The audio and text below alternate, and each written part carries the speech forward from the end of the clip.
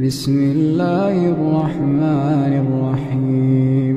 Louange à Dieu, maître des univers, nous témoignons qu'il n'y a de Dieu que Dieu et que Mohammed sallallahu alayhi wa sallam est le messager de Dieu. Mes chers frères, en islam, je vous recommande ainsi qu'à moi-même la piété, le fait de craindre Allah. Allah est avec ceux qui le craignent. Après l'émigration des croyants de la Mecque à Médine, le prophète sallallahu alayhi wa sallam avait institué un pacte de fraternisation entre les émigrés, el muhajiroun, et les Médinois, qui les avaient reçus et secourus, el ansar. Le prophète sallallahu alayhi wa sallam avait ainsi lié dans la fraternité Abdurrahman ibn Auf, un compagnon mécois, et Saad ibn Rabi', un compagnon médinois. Saad dit à Abdurrahman, que Dieu soit satisfait d'eux, mon frère, je suis le plus fortuné des habitants de Médine, prends la moitié de mes biens. Abdurrahman lui répondit, que Dieu bénisse ta famille et tes biens, indiquez-moi où se trouve le marché. Il s'y rendit, se mit à acheter, à vendre, et il réalisa ainsi des bénéfices. Mes frères et sœurs en islam, cet événement comprend un grand nombre d'enseignements utiles. Première leçon, la disposition des croyants authentiques à sacrifier leurs biens pour la cause de l'islam. Voyez comment les Médinois ont reçu les émigrés qui avaient quitté leur foyer et leur famille, qui s'étaient vus dépossédés de leurs biens. Voyez comment ils étaient prêts à leur donner la moitié de ce qui leur appartenait. Comment qualifier la force de cette fraternité? Cette disposition d'âme à laquelle rien ne peut être comparé. C'est pour cette raison que le mérite de ces Médinois qui avaient secouru les émigrés est mentionné dans le Coran. Allah subhanahu wa ta'ala dit, et ceux qui ont cru émigrer, lutter dans la voie de Dieu, ainsi que ceux qui leur ont donné refuge et porté secours, ceux-là sont les vrais croyants. À eux revient un pardon immense et une récompense généreuse. Le prophète lui-même, sallallahu alayhi wa sallam, a fait l'éloge de ces Médinois, les Ansar. Il a choisi de vivre avec eux à Médine, après la conquête de la Mecque. Il leur avait dit, sallallahu alayhi wa sallam, ne seriez-vous pas satisfaits aux Ansar, que les hommes s'en aillent en portant moutons et chameaux, et que vous reveniez chez vous, donc vers vos montures, pour revenir chez vous, avec le messager de Dieu, sallallahu alayhi wa sallam. Par Dieu, ce que vous ramenez est meilleur que ce qu'il ramène. Par celui qui tient dans sa main l'âme de Mohammed, n'était l'émigration, je serais un homme d'entre les Ansar. Et si les hommes empruntaient un chemin et les Ansar empruntaient un chemin, j'emprunterai le chemin des Ansar. Après moi, vous verrez que certains privilèges seront injustement octroyés. Faites alors preuve de patience jusqu'à ce que vienne le temps où vous me rencontrerez vers le bassin, al-Hawd, où viendront boire après leur résurrection les élus du paradis, et ils n'auront plus jamais soif. Et le prophète poursuit, sallallahu alayhi wa sallam, ô Allah, ô grand Dieu, fais miséricorde aux Ansar, et aux enfants des Ansar, et aux enfants des enfants des Ansar.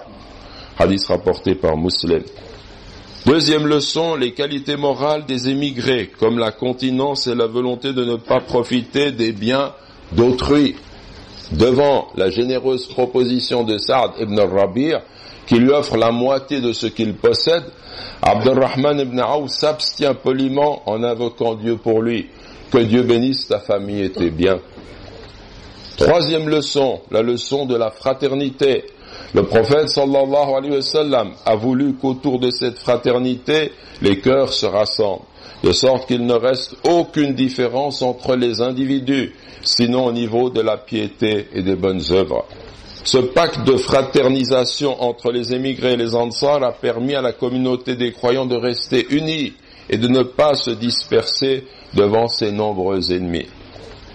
Une communauté unie dans la fraternité bénéficie du soutien de Dieu, car la main de Dieu est avec la jama'a, c'est-à-dire avec l'assemblée des croyants.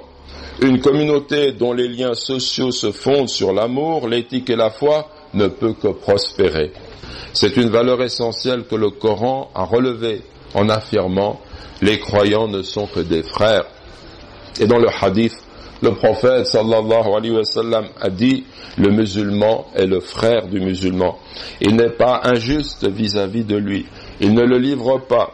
Celui qui subvient aux besoins de son frère, Dieu subvient à ses besoins. Celui qui délivre un musulman d'une affliction, Dieu le délivrera pour cela d'une affliction au jour de la résurrection. Celui qui protège un musulman, Dieu le protégera au jour de la résurrection.